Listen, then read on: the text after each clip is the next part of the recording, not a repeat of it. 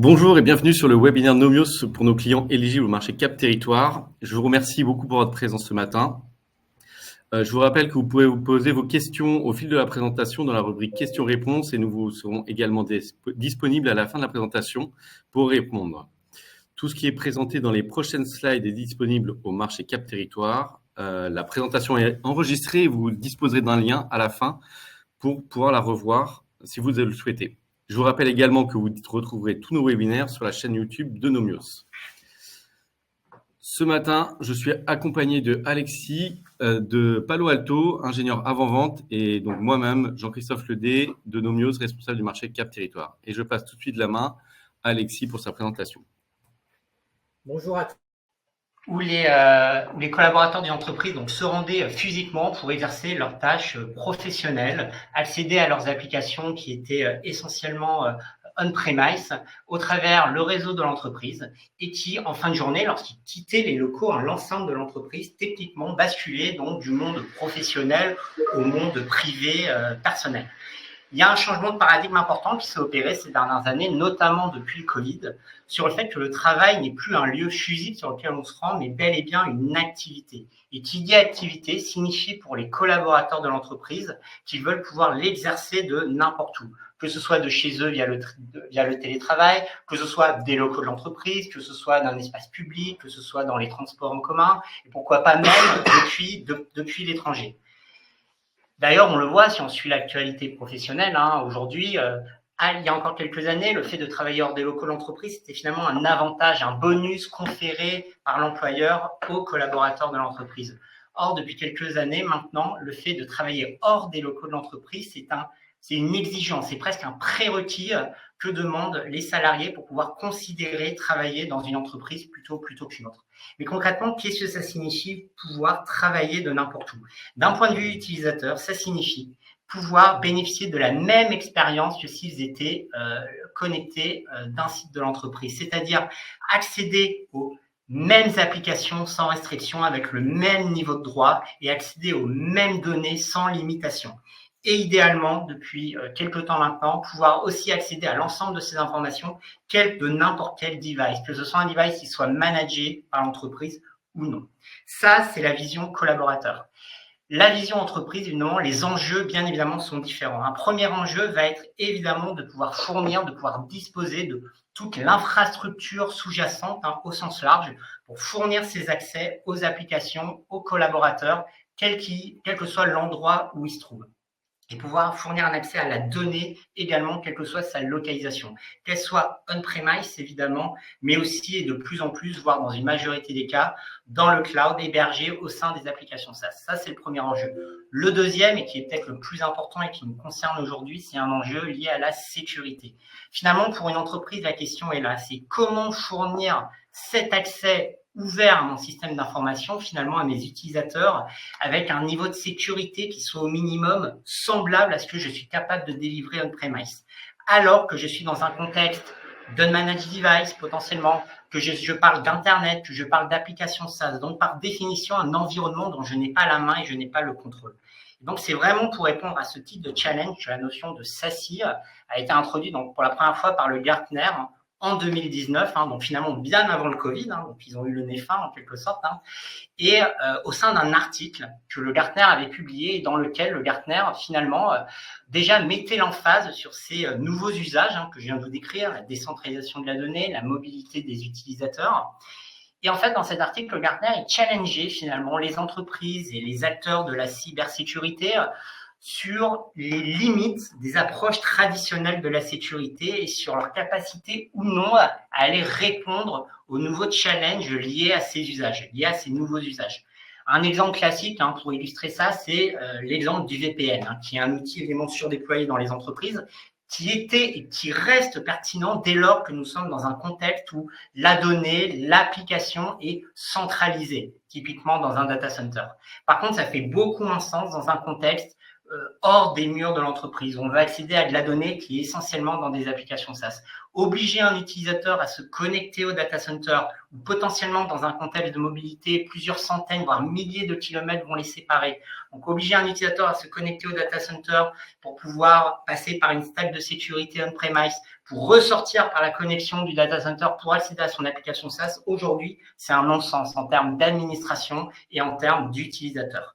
Donc, c'est vraiment pour répondre à ce type de challenge que le concept de SASI est apparu avec une définition que vous voyez apparaître qui est extrêmement simple. C'est la convergence de deux mondes. La convergence du monde du réseau et la convergence de la sécurité dans un modèle de service unifié et piloté depuis le cloud. Je reviendrai sur ces deux derniers concepts par la suite. Quand on parle de la convergence du réseau et de la sécurité, qu'est-ce que ça signifie? Eh bien, du réseau pour, comme je l'ai expliqué, fournir un accès, permettre à mes collaborateurs, où qu'ils soient, d'accéder à leurs données, où qu'elles se trouvent. Et évidemment, avec la sécurité, donc comment optimiser, comment maximiser cette sécurité du mieux possible. Alors, là, c'est une définition théorique. Évidemment, comme toute définition théorique, c'est séduisant, ça semble simple à mettre en place. Mais la réalité, derrière, comme toujours, est souvent plus complexe. Là, ce que vous voyez, c'est finalement la représentation de l'état de la sécurité réseau au niveau des entreprises. Parce que c'est bien de ça qu'on parle, de sécurité réseau et de sécurité des accès. Les entreprises ont bien assimilé le fait qu'aujourd'hui, le trafic il peut émaner de différentes sources, comme vous voyez sur la gauche, et accéder à différentes applications, comme vous voyez ici sur la droite.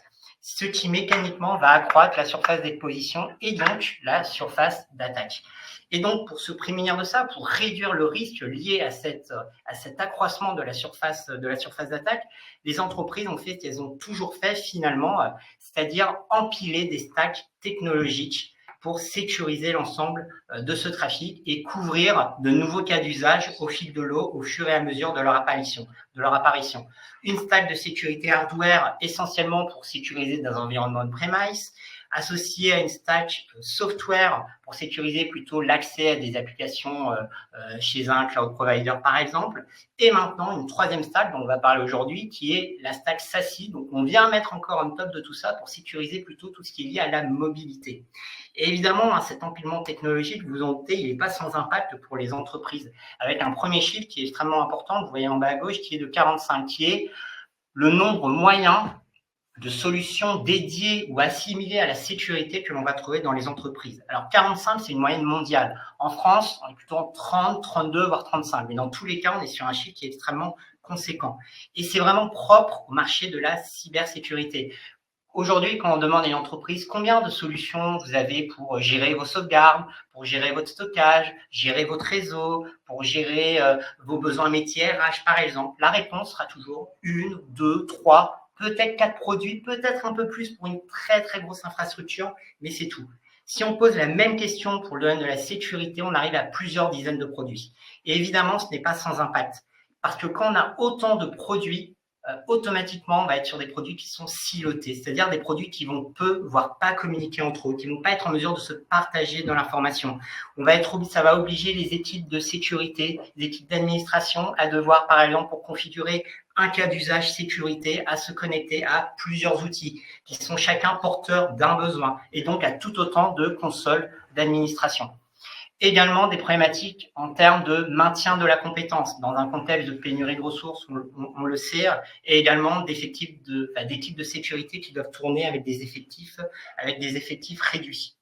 Et enfin, le dernier point, tout un sujet lié au maintien finalement en conditions opérationnelles et en conditions de sécurité de tous ces outils. Plus on va avoir d'outils et notamment des applications SaaS où on sait qu'on ne contrôle plus le rythme de mise à jour fonctionnelles qui viennent introduire de nouvelles capacités, on est finalement tributaire de rythme des acteurs du marché. Et il est beaucoup plus compliqué pour des équipes de sécurité de maintenir ce rythme et de maintenir à un niveau de sécurité optimal toute cette prolifération d'outils. Et évidemment, cela va amener à des mauvaises configurations, des misconfigurations qui, comme le désigne le Gartner dans le chiffre du milieu, seraient à l'origine en 2025 de près de 99% des failles qui seront détectées au cours de cette prochaine année. Et 2025, on le sait, dans notre milieu, c'est demain. Et évidemment, tout ça a un impact financier qui est non négligeable, comme toujours lorsqu'une entreprise se fait attaquer. Donc finalement, la question derrière, c'est qu'est-ce qu'on peut faire? Qu'est-ce qu'on peut faire pour remédier à ce problème? Eh bien, pourquoi ne pas considérer une approche unifiée, une approche plateforme qui soit transverse, une approche plateforme sécurité réseau qui soit transverse à l'ensemble de mes cas d'usage pour sécuriser tout mon trafic et tout mon accès, quelle que soit la source, quelle que soit la destination. Alors concrètement, qu'est-ce que ça signifie une approche unifiée? C'est tout d'abord, évidemment le plus évident, une seule console. Une console qui va permettre de configurer, évidemment, d'administrer, mais pas seulement. Une console qui va aussi permettre de monitorer, de piloter, de troubleshooter, d'investiguer tout ce qui se passe au sein de mon déploiement sécurité réseau. Ça, c'est le premier point. Une approche unifiée, c'est aussi une expérience utilisateur qui est unique. Ce que j'entends par là, c'est que finalement, quand on y pense, quand on regarde les acteurs du marché, que ce soit même au-delà de la cybersécurité, chaque acteur va avoir sa propre implémentation, sa propre approche, sa propre philosophie de répondre à un ou plusieurs use cases spécifiques. Quand on a plusieurs outils dans une approche silotée, c'est tout autant d'approches, d'implémentation à intégrer par les équipes de sécurité. Avec une plateforme unique, on vient réduire finalement ce nombre d'approches et mécaniquement, on améliore, on accélère le taux d'adoption par les équipes de sécurité d'une solution. Une approche unifiée, c'est aussi une stack de sécurité qui est unique, avec des moteurs qui vont être capables, qui vont créer des synergies entre eux, qui vont communiquer, qui vont se partager dans l'information et qui vont alimenter en back-end une source de données, un entrepôt de données qui est commun et qui est unique et qui va permettre à tout ce qui va être des algorithmes de machine learning, de deep learning, bref, à de l'intelligence artificielle au sens large, de s'exécuter pour venir améliorer la prévention, la détection, le blocage des attaques les plus avancées. Parce que oui, pour rappel, on le sait aujourd'hui, l'automatisation et l'intelligence artificielle sont de plus en plus utilisées par les attaquants et il faut pouvoir utiliser les mêmes armes pour se défendre. Et enfin, l'approche unifiée, c'est aussi un seul stack, un seul jeu de politique de sécurité. Qu'est-ce que ça signifie? Je veux pouvoir empêcher un utilisateur X d'accéder à une application Y. Dans une approche silotée, je devrais configurer le VPN pour empêcher cet accès lorsque l'utilisateur est en mobilité. Je devrais configurer le proxy pour empêcher l'accès de cet utilisateur lorsqu'il est sur un site de l'entreprise. Je devrais potentiellement accéder à mon MDM pour empêcher l'utilisateur d'accéder à cette application lorsqu'il se connecte d'un device qui est autre qu'un device managé.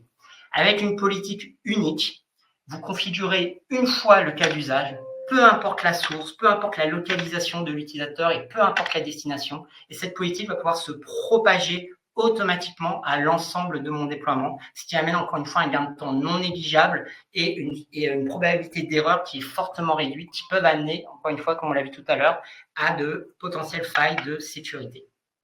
Et tout ça, c'est la promesse, c'est ça qu'on veut valoriser ou proposer avec Prisma Access, qui est donc l'implémentation SASE de Palo Alto Networks. Prisma Access, c'est une solution entièrement cloud. Je reviendrai sur ce point par la suite.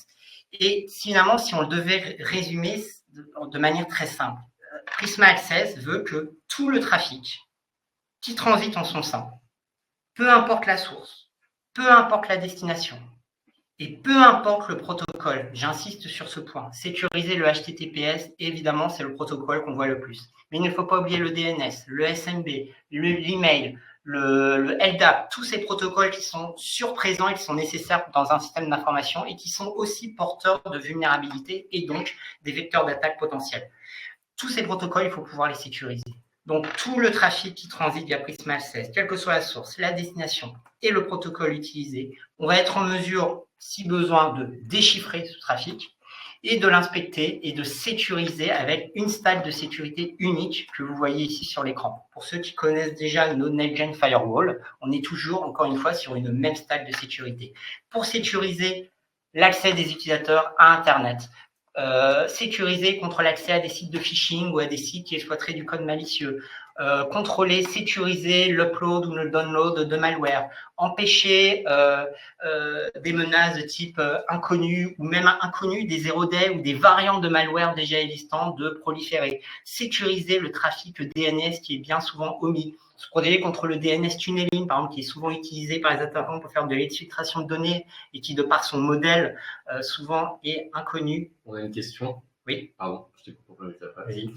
Comment peut-on être rassuré de l'usage de la donnée? Vous déchiffrez tout, c'est potentiellement souverainement dangereux. Alors, concernant le déchiffrement, encore une fois, vous n'êtes pas obligé de tout déchiffrer. Hein. J'ai parlé dans le cas de l'extrême où on souhaiterait tout déchiffrer. Évidemment, hein, il y a du trafic légalement qu'on ne doit pas déchiffrer, tout ce qui va être lié au financier, par exemple, tout ce qui est lié à la santé. Vous pouvez effectivement créer des exclusions de manière extrêmement granulaire sur le type de trafic que vous souhaitez pouvoir déchiffrer. Et encore une fois, ce trafic, il est déchiffré à un point précis au moment de l'inspection et il est rechiffré ensuite par la suite pour acheminer le trafic jusqu'à l'application finale. Et une question complémentaire, où est stockée la donnée? Alors, la donnée, tout ce qui va être les logs, etc., ça va être stocké dans un data lake, ce que je vous parlais, cet entrepôt de données commun. Et cet entrepôt de données, selon où vous le souhaitez, il peut être hébergé en Europe, évidemment, donc avec toute la réglementation afférente qui s'applique dans ce cas au stockage de la donnée en Europe, ou pour des entreprises plus internationales, peut être stocké aussi bien aux États-Unis qu'en Asie. Mais évidemment, en Europe, il est possible de déployer ce fameux data lake pour respecter la réglementation, notamment européenne. Donc, en termes de cas d'usage, j'ai parlé de la sécurisation du DNS, protéger aussi contre l'exfiltration de la donnée, protéger l'accès à mes applications SaaS, protéger, savoir à quelles applications SaaS les collaborateurs de mon entreprise accèdent. Est-ce que ces applications SaaS sont des applications à risque, oui ou non? Que font mes utilisateurs lorsqu'ils accèdent à une application SaaS? Est-ce qu'ils partagent, est-ce qu'ils accèdent à de la donnée qui est potentiellement sensible? Est-ce qu'ils partagent de la donnée qui est potentiellement sensible, oui ou non? S'ils le font, avec quel type de population? Est-ce que c'est une population cible qui est autorisée? S'ils l'ont partagé, via quel moyen? Est-ce que ce moyen il est sécurisé? Toutes ces questions, on peut y répondre avec notre stack de sécurité qui peut également s'appliquer également au trafic lié à l'IoT.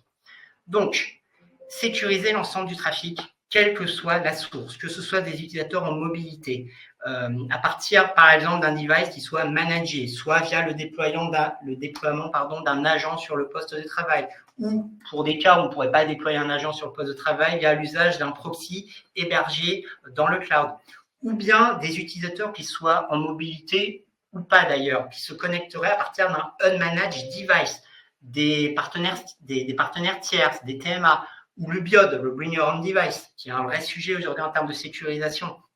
Et ça, on va pouvoir aussi le sécuriser en déployant ce qu'on appelle un Enterprise Browser, un browser sécurisé qui est durci, qui est renforcé pour ne pas être lui-même un vecteur de compromission et qui va aussi fournir de très nombreuses capacités liées notamment au DLP, permettre de faire en temps réel et très simplement du data masking, empêcher le copier-coller par exemple d'informations sensibles entre certaines applications, empêcher le screenshot, empêcher le partage d'écran où il y aurait de la donnée sensible au sein d'une session Zoom ou Teams, empêcher l'impression, empêcher par exemple ou contrôler l'ouverture d'un fichier qui contiendrait encore une fois de la donnée sensible dans une application qui ne serait pas considérée comme une application business. Tout ça, ce sont des cas d'usage possibles avec le déploiement d'un Enterprise Browser sur tout ce qui va être également du Unmanaged Device.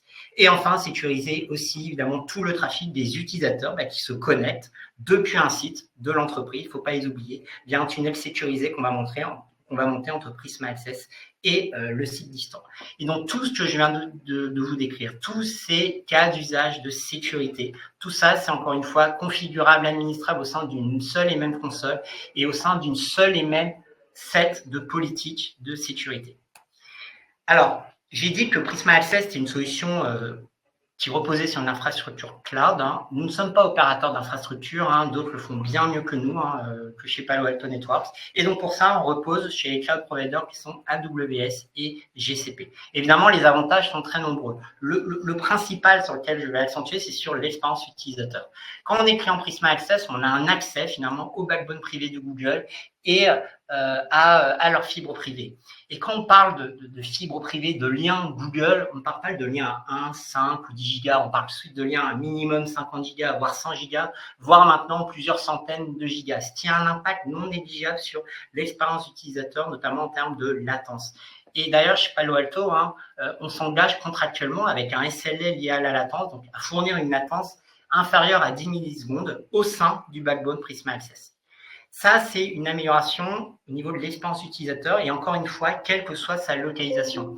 Pouvoir s'appuyer sur ces cloud providers, ça nous permet d'avoir un maillage, une couverture mondiale, d'assurer des points de présence, c'est-à-dire des portes d'entrée au backbone Prisma Access pour tous les utilisateurs qui sont en mobilité, de s'assurer qu'il y a un point de présence à proximité de leur localisation réelle. C'est plus de 110 points de présence aujourd'hui qui sont disponibles et plus d'une quarantaine, 43 effectivement maintenant en Europe, qui sont disponibles. Donc, vous voyez ici un exemple à l'écran qui est directement issu de l'interface même de configuration de Prisma Access. Enfin, Prisma Access, c'est aussi un data plane qui est isolé, qui vous est dédié. Lorsque une entreprise est client de Prisma Access, elle a son propre environnement. Il n'y a pas de partage d'infrastructure d'environnement avec d'autres clients. Vous avez vos propres data planes, ce qui a un impact sur l'expérience, sur la sécurité et sur la performance. Et à ce titre, vous disposez aussi d'IP publics, de sorties qui vous sont dédiées. Ce qui fait qu'en cas d'un voisin un peu trop bruyant, par exemple, vous ne serez pas impacté. Et enfin, je ne terminerai pas ça par ça avant de passer à une démo. On a beaucoup parlé de connectivité, on parle beaucoup de sécurité et on parle aussi beaucoup d'expérience utilisateur. Finalement, l'expérience utilisateur, pour pouvoir assurer ce point, il faut que l'entreprise soit en mesure de comprendre ce qui se passe lorsqu'un utilisateur se plaint d'une dégradation de son expérience. Parce que ça arrivera, bien évidemment, dans l'IT, on le sait bien. Quand on était on-premise, c'était facile lorsqu'un utilisateur appelait le support de l'entreprise en disant « voilà, j'ai des lenteurs ». C'était facile de savoir on-premise si le problème vient du laptop parce qu'il est managé. Est-ce que ça vient du LAN interne de l'entreprise parce qu'on y accède, on a la main dessus? Est-ce que ça vient potentiellement d'un problème lié au Wi-Fi de l'entreprise? Est-ce que c'est un problème lié au serveur qui héberge l'application ou un problème même lié à l'application en tant que telle? Dès lors qu'on est dans un contexte hors des murs de l'entreprise est naturellement aveugle. Savoir si le problème vient d'un managed device, est-ce que le problème vient de la box de l'utilisateur à son domicile, de l'internet ou de l'application SaaS, l'entreprise ne sait pas fournir, ne sait pas accéder à cette information. Eh bien, ce qu'on propose avec Prisma Access, c'est de vous fournir à nouveau cette visibilité, cette compréhension de manière on va vous la restituer de manière extrêmement visuelle, vous le verrez tout à l'heure dans la démo, pour qu'en un clin d'œil, réellement, vos équipes comprennent d'où vient, de quel jalon, que ce soit au singulier ou au pluriel, qui serait la cause de cette dégradation de l'expérience utilisateur et donc vous aider à le troubleshooter le plus rapidement possible. Alors, je vous propose de passer sur une démo. Alors, dans la démo, je vais pas vous montrer un utilisateur qui se connecte sur son agent ou qui va surfer sur Internet, qui va être bloqué. C'est pas forcément le plus intéressant. Je vais pas vous montrer des actions d'administration, comment onboarder un utilisateur, comment configurer une politique de sécurité. Non.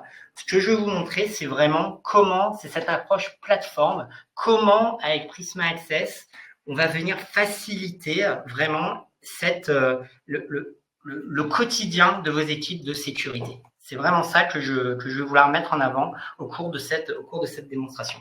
Donc là, ce que vous voyez, c'est la console, donc on appelle la Strata Cloud Management chez nous. Donc pour rappel, qui est une console de management et d'administration, vous allez pouvoir configurer effectivement toute la partie SASE Prisma Access, toute la partie mobile user, toute la partie site distant, vos politiques de sécurité, évidemment. Donc tout ça au niveau d'une seule et même interface. Mais c'est aussi et surtout une interface qui, en tant que plateforme, doit vous permettre de piloter, de monitorer ce qui se passe sur votre déploiement sécurité réseau, qui soit porté soit par le NetGen Firewall et ou, par ce qui nous intéresse aujourd'hui, Prisma Access. Donc là, ce que vous voyez, c'est la vue qu'on appelle le Command Center. C'est la landing page, finalement, de cette console lorsqu'un administrateur s'y connecte.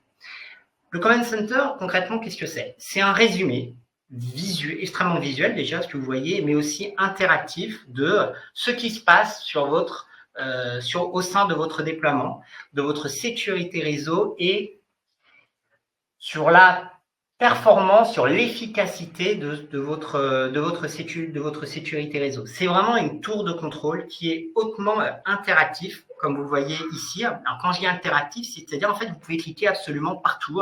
On verra tout à l'heure pour pouvoir switcher sur des vues qui vont vous fournir toujours plus d'informations et de détails pour guider vos équipes de sécurité sur les points qui méritent toute leur attention à un instant T. Cette vue Command Center, elle est déclinée en quatre vues opérationnelles. Donc, on va voir aujourd'hui notamment les trois premières, avec la première qui est une vue donc summary, globale, et donc, comme son nom l'indique, qui va vous fournir un aperçu au niveau de l'ensemble de votre déploiement, avec à gauche l'ensemble des sources, que ce soit de l'IoT, que ce soit des utilisateurs qui soient présents sur des sites distants ou en mobilité, ou bien des sources tierces comme des serveurs par exemple. On va pouvoir donc visualiser ce trafic vers les destinations, soit des applications SaaS, des applications privées ou du browsing Internet, comment ce trafic transite au sein de votre infrastructure, votre déploiement, que ce soit des Next-Gen Firewall et ou Prisma Access, et comment il est sécurisé par notre stack de sécurité unifié que je vous ai présenté tout à l'heure. Quand j'ai que c'est hautement interactif, vous allez pouvoir visualiser les relations entre les différents événements au sein de votre déploiement et vous allez donc pouvoir interagir avec. Si par exemple, je veux comprendre le trafic de mes utilisateurs, par exemple, remote users qui sont en mobilité, le trafic qui transite via mon SASE Prisma Access vers des applications SaaS, par exemple, je n'ai qu'à cliquer et automatiquement, le filtre va se construire de manière dynamique avec tous les widgets que vous voyez ici en dessous qui vont effectivement s'adapter au filtre sélectionné. Ouais, il y a une petite question. Oui. Est-ce que tous les administrateurs voient toute l'infrastructure ou est-ce que l'on peut présenter une vue différenciée par équipe? Oui, effectivement. Alors, il y a un modèle airbag qui est naturellement présent et donc vous pouvez contrôler les vues des administrateurs, qui est plutôt, par exemple, tourné vers la sécurité, imaginons, du Next-Gen Firewall, imaginons, et un autre qui va plutôt gérer par exemple la partie SASE, imaginons. On pourra avoir des vues différenciées, aussi bien sur la partie monitoring et pilotage que même sur la partie configuration et administration. Donc, je vais pouvoir filtrer et accéder à un certain nombre d'informations. Encore une fois, on est sur une vue globale. Donc, je vais pouvoir avoir en un coup d'œil déjà avoir un état des lieux sur la sécurité, où je vais pouvoir voir, par exemple, le nombre de menaces sur les 3 dernières heures qui ont été vues. Alors là, j'ai pris sur une échelle de temps assez réduite. Je peux passer sur 30 jours, par exemple, pour avoir des chiffres un peu plus significatifs. Le nombre de menaces qui ont été bloquées, qui ont été mis en alerte, et la tendance à la hausse ou à la baisse du nombre de menaces que j'ai vues passer au sein de mes déploiements. Je vais également avoir une vue sur l'expérience utilisateur au sens large. Je reviendrai sur ce point dans une autre vue, mais comme je vous l'ai décrit tout à l'heure, on va déjà pouvoir voir de manière très rapide sur l'ensemble de mes utilisateurs, constater que dans l'ensemble, l'expérience utilisateur est plutôt correcte sur les différents jalons qui composent la chaîne de connexion de mon utilisateur, de son device à l'application. J'en ai quand même quelques-uns, notamment, qui rencontrent des problèmes sur la partie device. Peut-être ça peut valoir le coup d'investiguer, et c'est quelque chose que je pourrais faire en cliquant, mais on verra plus tard. Également, en créant mon filtre, comme je l'ai fait tout à l'heure, je vais donc voir, par exemple, là, l'ensemble des applications qui étaient accédées par mes utilisateurs mobiles au travers Prisma Access. Je peux cliquer, par exemple, alors là, on voit toutes les applications qui ont été accédées sur les 30 derniers jours. Je peux cliquer, par exemple, sur YouTube et voir vraiment tout un profiling lié à cette application, avec des informations générales liées à cette application, un score de risque que vous voyez ici, qui est fourni automatiquement par Palo Alto. Vous pouvez voir le détail de comment ce score, effectivement, a été déterminé et qui va vous permettre de décider si oui ou non j'autorise, moi, équipe sécurité, les collaborateurs de mon entreprise à pouvoir accéder à cette application SaaS que peut-être je ne connais pas. Et ça, c'est de l'information qu'on va pouvoir vous fournir. Et également, évidemment, différentes tendances sur le nombre d'utilisateurs qui ont accédé à cette application, donc là, en l'occurrence, sur les 3 dernières heures, la tendance à la hausse ou à la baisse, la quantité de données qui a été transférée vers cette application, aussi bien en download qu'en upload. Donc ça, c'est la vue, encore une fois, globale, qui doit vraiment permettre en un clin d'œil d'attirer l'attention de la personne qui va se connecter, par exemple en début de journée, sur ce qui doit être, que ce soit une problématique sécurité ou une problématique liée à l'expérience utilisateur. Une deuxième vue extrêmement intéressante, et la vue, cette fois, on va quand même se concentrer plus vraiment sur l'état de la menace, où la logique est la même, où on va voir tout le trafic qui transite et qui est sécurisé via ma stack de sécurité que vous voyez au centre de l'écran. Les traits que vous voyez, l'épaisseur du trait représente le nombre de menaces qui ont été bloquées ou mises en alerte, et le code couleur représente la criticité des menaces qui ont été bloquées ou alertées. Et comme tout à l'heure, vous allez pouvoir filtrer, créer vos propres filtres en cliquant sur le type de trafic qui vous intéresse. Là, je vais prendre des utilisateurs mobiles. peu importe finalement par quel moteur ils ont été sécurisés, moi je veux voir le trafic qui a été sécurisé vers des applications Internet. Et bien je peux cliquer pour avoir le détail avec tous mes widgets que vous voyez en bas qui vont évidemment se mettre à jour. Une vue intéressante de cette vue menace, c'est justement cette catégorisation par type de menace avec une classification également par criticité. Que ce soit des menaces de type vulnérabilité, de type malware, de type phishing ou command center. Si je prends par exemple, là on va voir, voilà, on a beaucoup de menaces de criticité élevée de command center, et bien si je clique ici, encore un pivot, je vais accéder à une vue beaucoup plus détaillée où je vais avoir accès à un grand nombre d'informations liées à ce trafic malicieux à destination de command center. Donc je vais avoir des informations, excusez-moi, c'est la donnée qui va chercher en temps réel derrière, hein, parce que c'est du trafic en live et il y a du trafic. Donc, je vais avoir des informations sur la criticité des menaces sur du trafic de type command and control. Je vais avoir de l'information sur le nombre de menaces totales qui ont été vues. Et je vais avoir un détail, effectivement, sur chacune de ces menaces avec le moteur qui a effectivement permis cette détection, la sévérité, le nombre de sessions à destination d'un command center qui ont été initiés, le nombre de users qui ont été impactés, et est-ce que ce flux, finalement, il a été autorisé, mais potentiellement en alerte ou bloqué. D'ailleurs, sur toute la partie alerte, ça peut être un intérêt. Pourquoi il n'a pas été bloqué? Peut-être que vous avez une politique de sécurité qui est trop permissive. Eh bien, en naviguant, vous pouvez automatiquement voir cette information et accéder à la page de politique de sécurité pour la corriger et la mettre peut-être en blocage, le cas échéant. Je peux également rentrer encore plus dans le détail pour entrer spécifiquement sur un flux, sur un trafic de type C2 pour accéder encore une fois à plein d'autres informations, notamment sur qui sont les utilisateurs qui ont été à l'origine de ce trafic, via quelle application ce trafic a été initié, la sévérité et tout plein d'autres informations qui sont encore une fois centralisées. Et enfin, donc je voudrais finir sur une dernière vue qui est la vue santé opérationnelle. Alors cette vue elle est extrêmement intéressante et importante parce qu'elle va fournir deux types d'informations. Une information encore une fois sur l'expérience utilisateur dont on a eu un aperçu, rappelez-vous, sur la première vue mais qu'on va pouvoir détailler au sein de cette vue. Et un deuxième type d'information qui va être fournie, comme son nom l'indique, on parle de santé opérationnelle, c'est-à-dire quelle est la performance de mon déploiement sécurité réseau. Est-ce qu'il fonctionne? Est-ce qu'il y a des dysfonctionnements en cours? Ou est-ce que même il y a des dysfonctionnements que je peux potentiellement anticiper? Comme je vous l'ai dit au début, on fait beaucoup de machine learning, d'IA en back-end, qui va nous permettre dans certains cas d'anticiper certains incidents. Ça, c'est de l'information qu'on va consolider, qu'on va vous fournir au sein de cette interface. Si on commence par l'expérience utilisateur, par exemple, on voit ici des exemples d'applications où on voit un score qui est entouré. Ça, ce sont mes applications qui sont monitorées. On monitore la performance de cette application. Et évidemment, en cliquant dessus, je pourrais switcher sur une autre vue, mais on va le faire d'un point de vue utilisateur tout à l'heure. Je vais accéder à un dashboard complet sur pourquoi la performance délivrée par cette application aujourd'hui est aussi faible. Par exemple, 0 sur WordPress, qui est évidemment une donnée extrêmement mauvais. Je peux avoir cette même vue expérience utilisateur, cette même vue d'un point de vue expérience, d'un point de vue utilisateur. En cliquant là sur Prisma Access, je vais accéder à une synthèse finalement de l'expérience utilisateur via Prisma Access. En cliquant ici, je vais accéder à un dashboard, encore une fois, qui se veut visuel et encore une fois interactif, où je vais avoir une répartition de tous mes utilisateurs qui sont là en situation de mobilité et qui sont connectés via un agent, via l'agent qu'on a déployé. Je pourrais avoir la même vue pour mes utilisateurs qui sont connectés via, par exemple, le proxy explicite, ou bien une vue par site. Là, je suis sur une vue par agent, et donc je vais voir la répartition de ces utilisateurs. Ou par exemple, je vois qu'il y a 409 utilisateurs sur la côte est des États-Unis.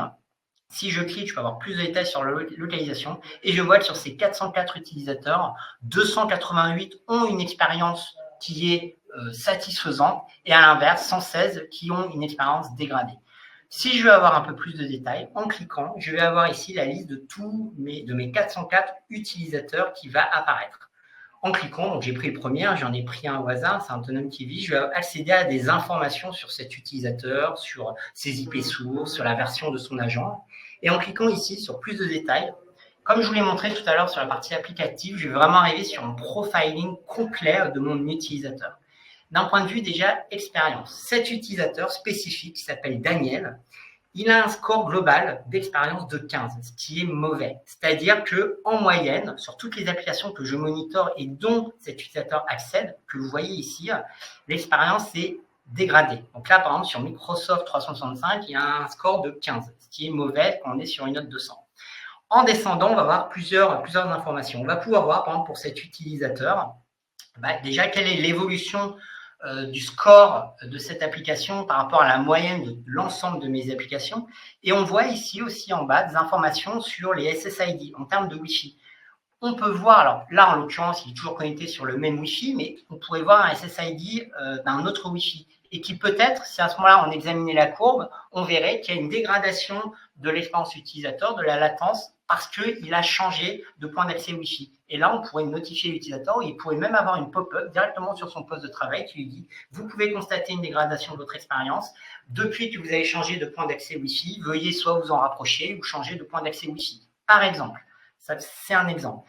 Et également, de manière extrêmement visuelle, que je vous ai dit tout à l'heure, on va pouvoir voir toute la chaîne de connexion d'un utilisateur, de son device à son application finale, et voir avec un code couleur où ça pêche en quelque sorte. Là, on voit qu'il y a des problèmes au niveau du device. En un coup d'œil, on va voir qu'il y a déjà des problèmes en termes de consommation mémoire et même de CPU. Et aussi qu'il y a des soucis en termes au niveau de l'applicatif. Et finalement, quand je clique sur ces informations, je vais arriver à une vue avec un détail des métriques minute par minute sur ces différents jalons. Évidemment, des métriques qui vont s'adapter, la mémoire, le CPU pour tout ce qui va être device. Si je veux voir des informations sur le LAN, potentiellement l'accès de l'utilisateur à sa box, je vais avoir des métriques plutôt liées au réseau, la latence, la gigue, la perte de paquets. Si je veux avoir une vue plutôt liée à l'application, je vais avoir des métriques applicatives qui vont s'appliquer, la disponibilité, le time to first et last byte, le temps de résolution DNS, le temps, le handshake TCP, le SSL Connect, tout ça, je vais pouvoir le comprendre minute par minute et même de manière rétroactive. Et enfin, pour finir, donc là, on a beaucoup parlé de la partie expérience utilisateur. Je vous ai parlé aussi de la santé opérationnelle. Est-ce qu'il y a des dysfonctionnements dans mon environnement? Et bien, si je reviens sur ce dashboard, je vois que, par exemple, pour la partie utilisateur mobile, j'ai 3 incidents qui sont en cours. Et bien, en cliquant dessus, je vais pouvoir avoir donc une synthèse de ces incidents. Alors là, en l'occurrence, je vois qu'il y a des serveurs DNS qui sont a priori non joignables et je vois qu'il y a un tunnel entre un data center et mon Prisma Access qui est down. Alors, si je prends ce dernier, par exemple, je vais effectivement accéder à tout un nombre d'informations extrêmement importantes sur qu'est-ce qui s'est passé, le nombre d'utilisateurs qui sont potentiellement impactés et des guides, des guidelines pour vous aider à troubleshooter cet incident. Et enfin, pour finir, toujours dans une optique de faire gagner du temps à vos équipes, il est possible pour certains types d'événements, certains types d'alertes, de permettre à la plateforme d'aller automatiser la création d'un case auprès de nos équipes support. Pour ceux qui gèrent ça, on le sait très bien, ouvrir un case chez qui que ce soit, ça prend du temps. Il faut se connecter à un portail, renseigner un certain nombre d'informations d'identification de notre environnement, fournir potentiellement les logs. On va avoir une première réponse où les personnes du support vont nous dire « j'ai besoin de plus d'informations, veuillez nous fournir tel ou tel fichier ». Tout ça, c'est extrêmement chronophage et finalement, on perd du temps, parfois plusieurs échanges avant de réellement commencer à investiguer. On peut automatiser la création de ce case. Et l'objectif derrière, c'est surtout que la plateforme va être capable de fournir toutes les informations attendues, des informations techniques, des informations de back-end pour permettre tout de suite à nos équipes derrière de travailler immédiatement sur la résolution de cet incident. Toujours, encore une fois, dans cette optique de gain de temps. Voilà, j'en ai fini avec la démo. Donc vraiment, pour conclure, une approche plateforme, c'est vraiment ça qu'on veut proposer pour à la fois administrer, configurer, piloter, comprendre, monitorer, troubleshooter votre sécurité réseau, qu'il soit porté soit par les Next-Gen Firewall, si vous en disposez, mais également et surtout la partie Prisma Access pour tous les cas d'usage liés notamment à la mobilité de vos utilisateurs. Voilà, je relaisse la main à Jean-Christophe ou s'il y a des questions. Alors, j'ai encore 2 questions. Est-ce que vous appuyez sur l'IA et si oui, dans quelle mesure? Et la deuxième question, si je suis déjà client Firewall Palo Alto, est-ce que je bénéficie de l'approche plateforme? Oui, alors la première, est-ce qu'on s'appuie sur l'IA? Alors, je l'ai mentionné très rapidement, effectivement, tout à l'heure. Oui, évidemment. Alors, pour ceux qui seraient déjà clients Next-Gen Firewall, vous savez, l'IA, c'est quelque chose qu'on fait quand même depuis très longtemps. Je suis Palo Alto depuis plus d'une dizaine d'années, déjà sur le firewall et également sur toute la stack de sécurité que je vous ai présenté tout à l'heure. C'est quelque chose qui est extrêmement important, qui est bien entendu, on retrouve au sein de Prisma Access, approche plateforme, encore une fois. Et récemment, il y a un mois, il y a eu beaucoup d'annonces qui ont été faites par Palo Alto sur l'investissement en termes d'intelligence artificielle, aussi bien à des fins de sécurité avec ce qu'on appelle la Precision AI, mais également la Generative AI, que on entend beaucoup parler, pour pouvoir, encore une fois, faciliter le quotidien des administrateurs. Et d'ailleurs, au sein de la plateforme Prisma Access, on a accès à un outil Copilot, donc qui va être officiel très bientôt, qui vous permettre, via un langage humain, de pouvoir effectuer des requêtes pour pouvoir comprendre ce qui se passe. Est-ce que j'ai un utilisateur qui est particulièrement vulnérable? Est-ce que liste-moi tous les incidents en cours, par exemple, entre, je ne sais pas, Prisma Access et un site distant? Tout ce type de choses en utilisant un langage, un LLM, ce qu'on appelle, qui est développé spécifiquement par Palo Alto. Voilà, tout ça, c'est des choses qui arrivent. Et de manière générale, pour répondre à votre question, oui, bien sûr, l'IA, et en tout cas, ce n'est pas nouveau pour Palo Alto. Et la deuxième question, est-ce que je bénéficie de l'approche plateforme si je suis client Next-Gen Firewall? Alors oui, également, vous l'avez compris, d'ailleurs là, vous l'avez vu au sein de la démo. Si vous êtes client uniquement Next-Gen Firewall, vous pourrez bénéficier de toute cette vue que je vous ai, toute cette visibilité que je viens de vous présenter dans la démo. Même si vous êtes client depuis très longtemps, vous allez pouvoir en bénéficier. Vous pouvez même maintenant, pour des nouveaux clients, ou si vous souhaitez, même pour des anciens clients Next-Gen Firewall, piloter vos firewalls au travers cette console. Pour ceux qui connaissent, aujourd'hui, on avait une console qui était le Panorama, qui est une console essentiellement on-premise. Maintenant, vous pouvez vraiment piloter l'ensemble de votre déploiement sécurité réseau au sein de cette même interface cloud. Alors, on n'a plus de questions. Du coup, merci beaucoup Alexis pour ta présentation. Je vous remercie tous pour votre attention. Je rappelle que cette offre elle est disponible dans le catalogue du marché Cap Territoire. Pour toutes vos demandes concernant toute information complémentaire que vous souhaiteriez, vous pouvez adresser vos demandes à capterritoire avec un s@nomios.fr. Et si vous souhaitez voir ou revoir nos autres webinaires, ils sont disponibles sur notre chaîne YouTube Nomios. Merci beaucoup de votre attention et nous vous souhaitons une bonne fin de journée.